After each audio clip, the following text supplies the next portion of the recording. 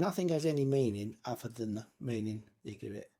Now that's so true, man. And it's like, look at your life, look what's going on.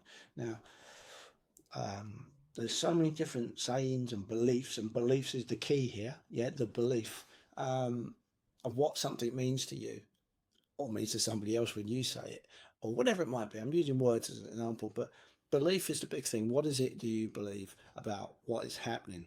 Yeah.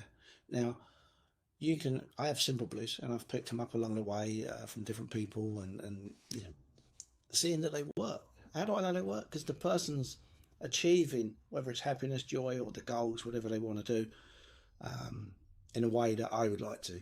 So that's, you know, simple in life is get curious about why people are doing what they're doing and getting what they're getting, and see how your version of that can work. I say your version because you'll do it slightly differently, but along the same lines. But you see, nothing really does have any meaning. One of my things is, let's look at people. People and things. Let's do it that way and say that everything comes into your life for a reason, a season, or for life. Now, think that through. Look at relationships.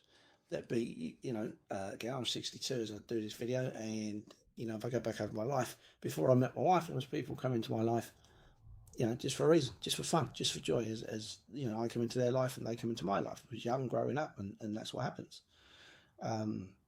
Before I met my wife, I had a few relationships that went on for longer, a year or so, whatever it might be. Well, that's a relationship for a season. I've been married since 1989. As far as I'm concerned, this one's for life. I say this one's for life, that came out wrong, but you know, so people, but that could be people in business, that could be people in sports, just in general. It could be a neighbor, it could be somebody. People come into your life for a reason, a season, or for life. Now, if you use 3 simple things like that, then you can look back at your life and think, oh, that wasn't a good time in my life, but what did I learn from it? Yeah, that was just a chapter in your life.